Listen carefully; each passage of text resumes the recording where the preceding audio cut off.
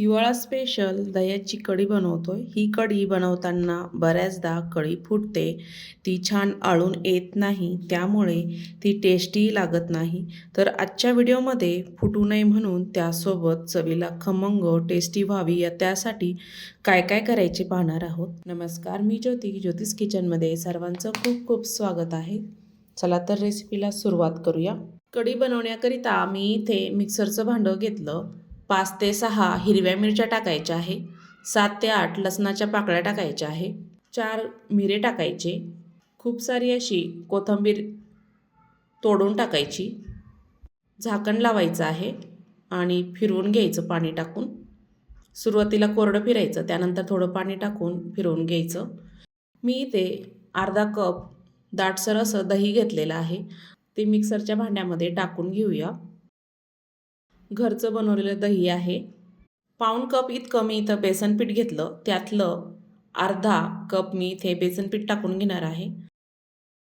खायच्या चमच्याने मोजलं तर 4 चमचे इतकं बेसन पीठ आपण यामध्ये टाकणार आहोत। पाणी टाकायचं आहे, थोडीशी हळद टाकायची कलर येण्यासाठी, झाकण लावायचं, मिक्सरला ऑन ऑफ करत छान असं फेटून घ्यायचं, फिरवून घ्यायचं आहे। ह्या पद्धतीने मी इथे मिश्रण छान असं फिरवून घेतलं आहे। झटपट तयार होते या पद्धतीने कढी। आपण आता कढीला फोडणी देऊया। गॅसवर आता पातेलं ठेवलेलं आहे, त्यामध्ये मी 1 चमचा तेल टाकलेला आहे।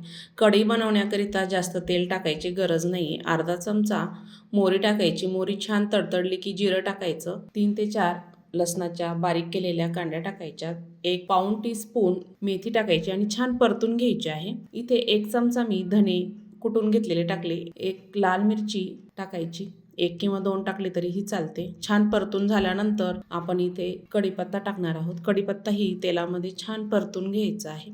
ह्यामध्ये मेथी आणि धनी आवर्जून घाला, खूप छान टेस्ट येते, चवीला तर अप्रतिम लागते। आपण जे मिश्रण तयार केलेलं होतं तेही यामध्ये ओतून घ्यायचं आहे। पाणी टाकायचं, तुम्हाला कितपत घट्ट पातळ हवी कढी त्यानुसार पाणी टाकायचं। चवीपुरतं मीठ टाकायचं आहे, मीठ छान बरोबरीने टाकायचं। मिठामुळे कढीला छान अशी चव येते। मिक्स करून घ्यायचं आहे। मी इथे 2 ग्लास इतकं पाणी टाकलेलं आहे, कारण शिजण्यासाठी पाणी लागतंच। आणि अर्धा चमचा लाल मिरची पावडर टाकणार आहे, कारण मी ज्या हिरव्या मिरच्या टाकलेल्या आहेत त्या थोड्या फिक्क्या आहे। आणि छान मिक्स करून घ्यायचं आहे। अधूनमधून कढीला छान हलवून घ्यायचं, म्हणजे कढी अजिबात फुटत नाही। कढी आपल्याला कमी गॅसवर 7 ते 8 मिनिट छान उकळून घ्यायची आहे, छान दाटसर होते। तुम्ही ही कढी दह्याऐवजी आपण जो लोणी करतो ना, लोणीमधलं जे ताक निघतं त्या ताकाची ही कढी केली तरीही चालते, ती कढी अजून छान टेस्टी लागते, छान ते आंबवलेलं असतं।